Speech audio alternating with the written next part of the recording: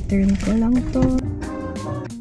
Ay, matcha/coffee station. Hi, people! Chill lang ako dito sa bahay.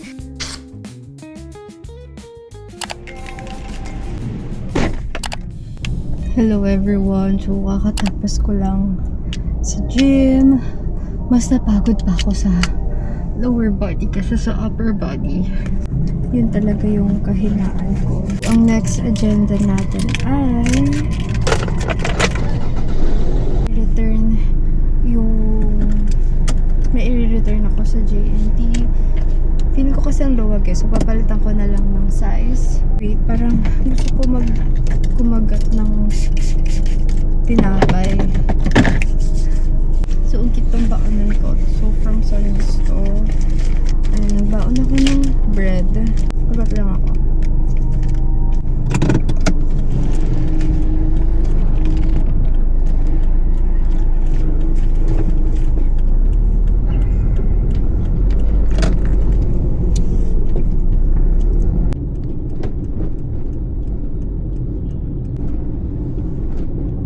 So, nandito na tayo sa GNT and i-return ko lang to. So, let's go. So, good afternoon na. So, sasamahan ko yung mga pinsan ko sa Mega Mall kasi nag-aaya sila mag-Mega Mall and I have my matcha. I think nakukuha ko na ulit yung ratio ko. Tinatansya ko lang ulit ba.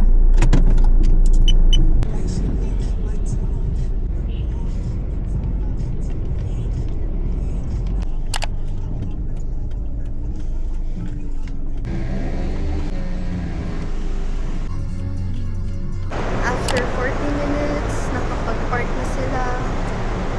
So, sila nasa convention. Ay, maglilib.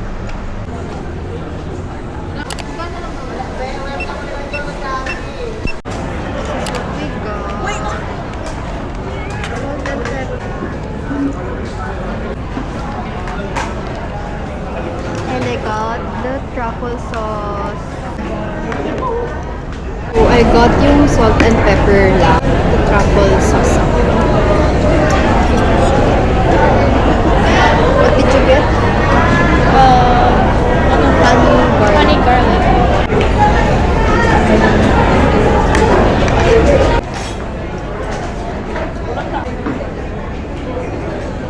I think this is for the fries.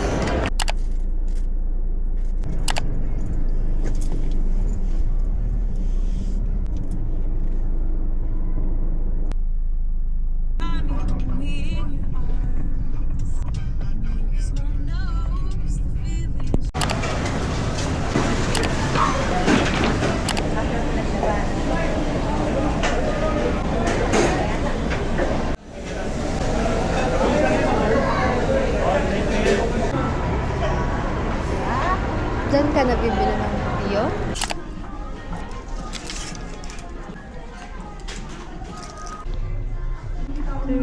First stop. Maganda sana. Kaso, malaki siya sa akin. I think okay siya pang gym. Ganun. Hello everyone. So, papunta na kami sa Bridgetown kasi may banchetto doon. Tapos, sinusundo lang namin yung dog ng boyfriend ko kasi isasama namin siya. Ipapasyal namin siya. Hi, people! Buti pumayag. Exercise ka.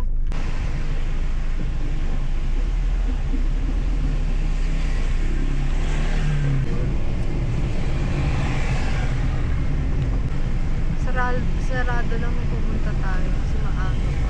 Tignan mo yung Ito nguso. siya na ibang aso eh. Sa'yo yung nguso. Medium lang din to.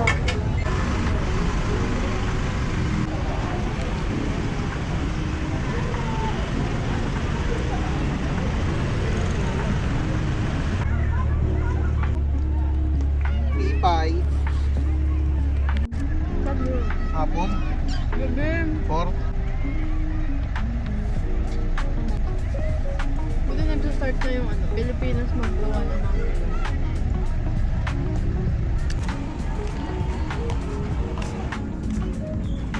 7 months pa lang to be, diba?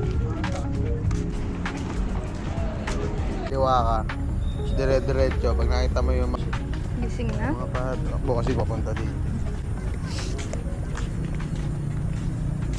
Tagal mong pinila yung shawarma, tapos hindi masarap. Nababoard na nga kami ni Pipe, wala pa akong phone no. Parang parehas kaming nakakahiya dun kanina. Ayaw ko yan si Pipe. Ay, ayaw sa'yo. Sukaan mo. Sa'yo lang may ano eh. May sila tumukto. Good morning everyone. So mag-yoga ako later. Pero mag-work muna tayo today. So gagawa muna ako ng coffee. And before ako gumawa ng coffee, I just wanted to share my bago kong station. So this is my matcha / coffee station. Since palagi na akong gumagawa ng drinks, inayos ko na. Medyo inayos. So ito yung coffee machine ko. And dito yung capsules, cinnamon powder, matcha powder na pang everyday. Yung tin can nasa ref, ni-ref ko siya. And then, for matcha din to. And then, ito na yung pang whisk. Ito. And ito yung shaker ko pang pag nag-shake and espresso ako. And then, mga measuring cups, then spoon. And before I make my coffee, bubuksan ko na tong dumating. So, syrup to from Coffee din. Doon ako bumibili kasi mura and meron din sila ng zero sugar na syrup. Ay, paubos na yung vanilla na ginagamit. Then, ito yung isang syrup. Ito naman yung toffee nut. Pero hindi siya zero sugar. Pero okay lang kasi para naman may iba akong choice. Hindi lang puro vanilla. So, dahil feeling ko papagsak na siya, hindi sa taas dahil ang bigat ng mga syrup. Nilagay ko muna dito yung milk. So, ito muna yung temporary matcha / coffee station ko. On my way sa gym na. And ngayon lang ako na-excite pumunta sa yoga. Ewan ko kung bakit bigla ko na-inspire mag-yoga. Iniisip ko na lang na sayang din kasi yung mga yoga class and pilates, ang mahal sa labas. Tapos dito, kasama na siya sa membership ko. So, ayun. Actually, ito lang yung reason kung bakit ko pinili tong gym na to. Kasi, to be honest, 20 minutes away siya sa bahay namin. Malapit siya, pero ang traffic kasi so, meron kaming malapit na gym dito sa labas. Kaso, naliliitan ako sa space. And yung yoga class kasi mismo is may sariling space dun sa gym ko ngayon sa Anytime. Ay, sa Fitness First. So, I am done na with yoga and in fairness, good news. Nag-enjoy ako today.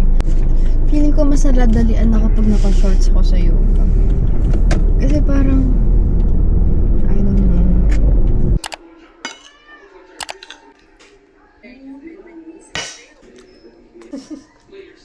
Oreo? Why? Ito yung bagong flask ko from Sunny's, yung bubble cup nila. Hello everyone. So, just got home from work and gym. Before ako mag-ayon, nagawa muna ako ng matcha. Ba't mo kami nagami?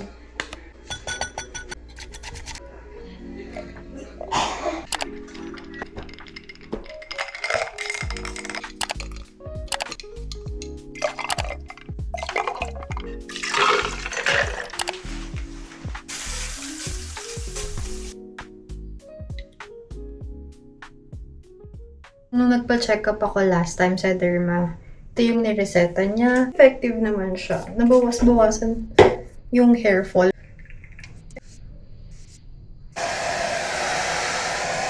Ito yung ginagamit ko for my chicken skin. So actually, may kailangan pa akong gawin sa work right now kasi urgent to. So gawin ko muna. And then, nakiisip ako if magpapa-deliver ako ng food. Deserve ko ba? So, tingnan natin.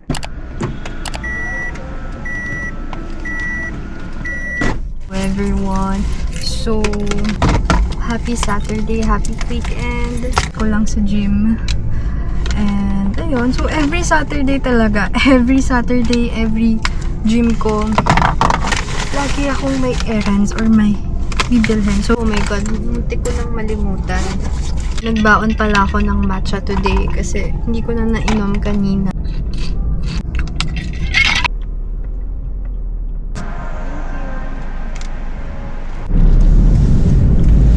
Fully, wala kaming puntahan mamaya. Or kung may pupuntahan man kami, parang gusto ko pumunta sa Japan Surplus. Yung mga may nakita ko sa Marikina. So, pero parang gusto ko mag-chill sa bahay ngayon. Kasi parang every weekend na lang lumalabas na ang ate mo. I am home na. And nakapag-lunch na rin ako. So, ang gagawin ko is ayusin ko lang saglit yung kwarto ko. And maliligo na ako. Siguro maglaba muna ako pala. Para isang pawisan na to. Mukhang hindi kami lalabas today. So, chill lang ako dito sa bahay. Gagawin ko na yung mga kailangan kong gawin. So, kakatapos ko lang maligo. Then, sinalin ko na dito yung matcha na ginawa ko kanina. Dumating na yung mga in-order ko from Shein, Shopee, and TikTok. It's from TikTok shop. May Pilates ako next week and hindi ko na mahanap yung grip socks na binili ko last time. Kung nasaan na siya. So, bumili na lang ako ng bago and mas mahaba. Yan, so cute. Ito yung nakita kong bed sheets. Okay siya. Ito siya. Oh. Naman, pero kikita nyo yung part na love. Ayoko. Pero okay lang kasi I think 400 plus lang to. Ito yung 2 pillowcases. Yun yung bedsheet niya. And the bay cover. Ayusin ko lang tong kwarto ko. Titiklopin ko yung mga labahan na. Kasi isang linggo na siya sa upuan ko.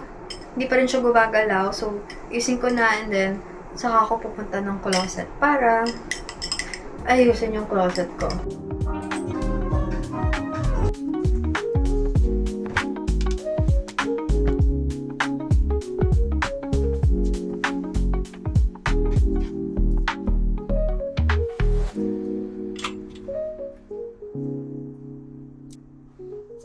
So, trinay kong bawasan yung damit ko. Pero, nabawasan naman. Pero, madami pa rin siya. So, andito na ako tapos na ako dito sa first part na to. Andito yung mga short sleeves, sleeveless. Then, andito na yung mga jacket and long sleeve. Ito yung ayoko. Ayoko to. Kasi, ang bulky nila, ang bigat nila, hindi ko alam kung paano sila i-organize. Pero na-organize ko na rin pala yung pants ko. Nakapagbawas na ako dyan. And may cardigans pa dito sa paahan ko. Hindi ko din alam. Tapos ko na yung like mga damit ko na nakasabit. Especially yung mga nakasabit kasi ito yung bilis magkalat. I think 4:30 na. Break muna ako kasi nagpapasama sila mommy para bumili ng merienda sa labas. So, magdadrive lang ako. Rin dyan eh, pero tingnan natin. Dali sa amin yan, hindi complete. Maganda yung daling yun na. Mabilis lang naman. Ice cream. Ang dami na to sa Marikina. Pag nag-away na lang ulit. May ganito ba na cola? Wala kaming nabiling turon or cheese stick. Pero bumili ako ng siomai para sa merienda ko. Nag-o-save kami. So, binalhan ko ng Halloween candies yung mga pinsan ko. Hindi sila dito mag-Halloween. Kasi sa Dubai sila and kami naman sa Bicol. So, binilhan ko sila. Ako natapos dito sa bag part. So, tinanggal ko na yung maleta dyan. Lipat ko na dito para hindi siya magulo tignan. So, ngayon magulo pa kasi yan, tatapon ko. Tapos magkulo yung mismong kwarto ko. So, ayun. Hopefully, matapos ako and baka bukas na yung CR ko kasi hindi ko na kaya. Okay, so I'm using my Fujifilm camera. Hindi ko to ginagamit indoor kasi nga sira yung flip screen niya. Pero pakita ko lang yung ginawa ko with my work area. So, ito is nasa ilalim dati. Tinanggal ko para at least may bedside table ako. And malinis yung work area ko. So, nilipat ko dito yung lagayan ng bags ko, yung mga lagi kong ginagamit. So, ang problema ko naman is feeling ko ang clutter tignan pag andun yung lagayan ng bags ko. Kung sana ilalagay yung table ko. Kaso kasi, may aircon. Tumutulo yan dyan siya minsan. So, baka naman mabasa ang aking mga laptop. And andito yung TV. Non-negotiable din to kasi paano ako manunood?